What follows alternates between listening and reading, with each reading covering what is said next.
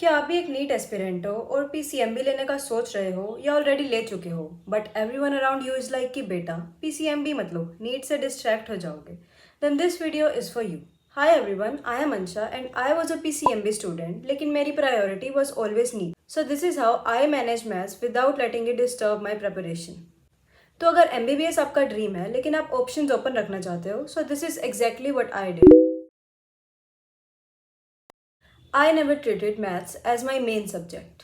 The biggest mistake that people do is कि वो चारों सब्जेक्ट्स को इक्वल टाइम देने की कोशिश करते हैं।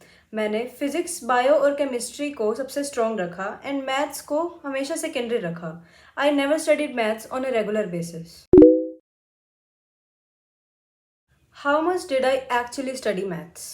While thinking about PCMB, लोगों को लगता है कि maths is a very difficult subject and बिना रेगुलरली पढ़े उसे पास नहीं किया जा सकता। Absolutely not.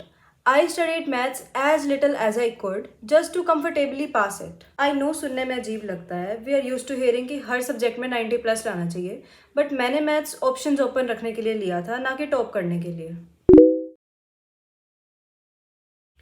When did I study maths?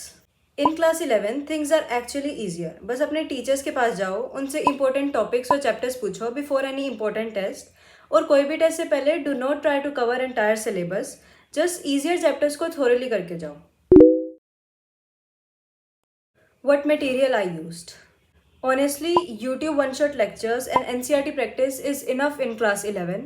No R.D. Sharma, R.S. Agrawal, no hefty books or even advanced problems. Remember, your actual goal is NEET. What happened in class 12? Class 12 के starting में I made a very ideal plan. मैंने सोचा कि मैं हर Sunday maths पढ़ूंगी और at least एक chapter cover करूंगी ताकि बोर्ड से पहले मेरा सारा सिलेबस कंप्लीट हो जाए। But this was very ideal. अगर आप कोचिंग में एनरोल्ड है तो आपको पता होगा कि वीकडेज में क्लासेस और वीकेंड्स पे टेस्ट होते हैं और उसके बाद होमवर्क्स, एक्स्ट्रा क्लास, इसमें मैथ्स के लिए टाइम बचता ही नहीं है। So this is what work for me instead. Month में एटलीस्ट एक संडे तो ऐसा होता है जिसमें ना कोई क्लास होती है और ना ही कोई टेस्ट होता है। तो उस Sunday sit with your maths NCERT, open a YT lecture. I personally followed Ushang sir के one shot lectures. Do the complete lecture, do each and every question that sir asks us to do. Then pick up your NCERT and complete each and every question of NCERT, each example, exercise or even miscellaneous exercise. This way your one chapter is done. इतना करने में आधा दिन चला जाता था and I still had half a day left with me. So I realize कि अगर मैं मंथ में 5 to 6 आवर्स भी मैथ्स को दूं और एक चैप्टर कंप्लीट करने का ट्राई करूं तो बोर्ड्स तक I could cover a major portion of my syllabus. And जब भी टाइम मिले I use to revise the formulas of the chapter that I did in the past month. Now what I did just before boards. So I luckily got a 10-day exam gap in my maths boards exam and boards के time पे there is no classes और test from coaching side, तो अब मैं पूरा time maths को दे सकती थी। So in the 10 days, I revised the chapters that I did throughout the year. Then I practiced NCERT and practiced 5 to 6 years के PYQs and followed some YouTube teachers for extra guidance. Honestly, the 10 days were enough for me. Now, did I complete the entire syllabus? No, not even close. I will be very honest, I left a lot of chapters. क्योंकि मैंने class 10 के बाद maths को बस superficially पढ़ा था, तो completing the whole syllabus was very unreal for me. So I played smart. Class 12 syllabus can be divided into calculus chapters and non-calculus chapters. And calculus chapters का weightage ज़्यादा है in boards, but it also asks for practice, जो कि हमने throughout the year नहीं की है. So this is where we play smart. Chase the 40%.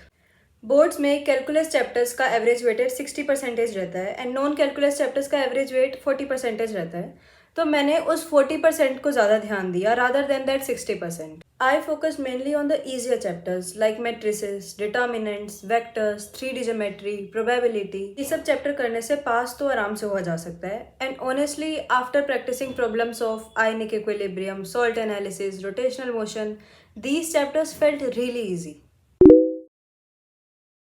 Let me tell you how I scored 10 marks more than I had prepared for.